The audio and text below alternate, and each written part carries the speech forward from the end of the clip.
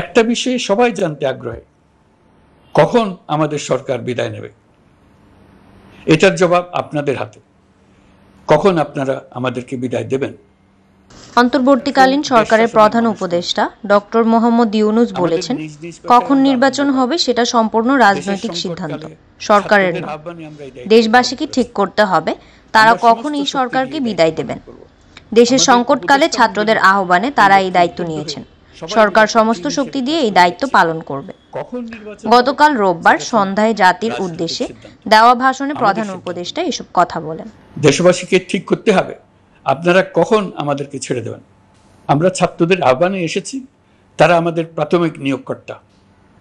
দেশের আপামর জনসাধারণ আমাদের নিয়োগ সমর্থন করেছে। আমরা ক্রমাগতভাবে সবাইকে বিষয়টি স্মরণ করিয়ে যাব, যাতে হঠাৎ করে এই প্রশ্ন উত্থাপিত না হয়, আমরা কখন যাব।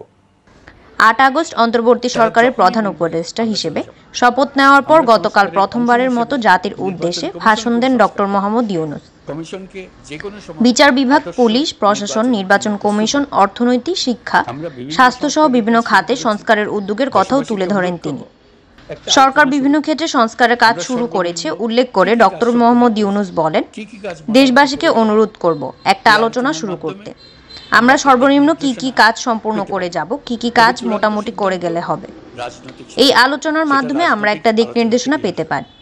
তবে চূড়ান্ত সিদ্ধান্ত রাজনৈতিক সিদ্ধান্ত। রাজনৈতিক সিদ্ধান্ত রাজনৈতিক আলোচনা থেকেই আসবে। অর্থনৈতিক প্রতিষ্ঠানসমূহের সঙ্গে আলোচনায় দৃঢ়তার সঙ্গে অগ্রসর হতে পারছে না। আমি নিশ্চয়তা দিচ্ছি, আমরা আমাদের পক্ষ থেকে মেয়াদ বৃদ্ধির কোনো প্রশ্ন তুলব না। আমরা আপনাদের সকলের দোয়া চাই।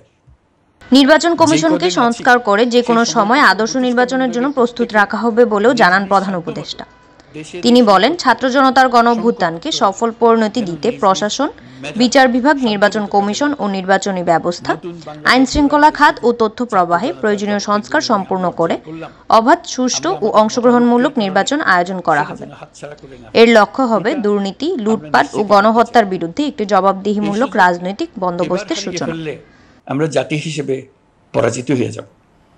শহীদ, আহত এবং জীবিত ছাত্র জনতার কাছে আমরা প্রতিজ্ঞাবদ্ধ থাকতে চাই। আমরা এই অর্জনকে কিছুতেই হারিয়ে যেতে দেব না। যে সুযোগ তারা আমাদেরকে দিয়েছে, তার মাধ্যমে আমাদের দেশকে পৃথিবীর একটি শ্রদ্ধেয়, সকল দিকে দৃষ্টান্ত স্থাপনকারী দেশে পরিণত করতে আমরা শপথ নিয়েছি। চলমান বন্যা পরিস্থিতির বিষয়ে প্রধান উপদেষ্টা বলেন, বন্যা কবলিত এলাকার সব মানুষের দুর্ভোগ লাঘবে সরকারের সঠিক সহায়তা দেওয়ার জন্য সরকারের যত কার্যক্রম আছে সব সচল করা হয়েছে। সবার সহযোগিতা চেয়ে প্রধান উপদেষ্টা বলেন, দায়িত্ব গ্রহণের পর থেকে প্রতিদিন সচিবালয়, আমার অফিসের আশেপাশে, শহরের বিভিন্ন স্থানে সমাবেশ করা হচ্ছে। গত 16 বছরে অনেক দুঃখ কষ্ট আপনাদের জমা আছে, সেটা আমরা বুঝি। আমাদের যদি কাজ করতে না দেন তাহলে এই দুঃখ ঘোচানোর সকল পথ বন্ধ হয়ে থাকবে। আপনাদের কাছে অনুরোধ, আমাদের কাজ করতে দিন। আপনাদের যা চাওয়া লিখিতভাবে আমাদের নিয়ে যান। আমরা আপনাদের বিপক্ষ দল নই। আইনসঙ্গতভাবে যা কিছু করার আমরা অবশ্যই করব, কিন্তু আমাদেরও ঘেরাও করে কাজে বাধা দেবেন না।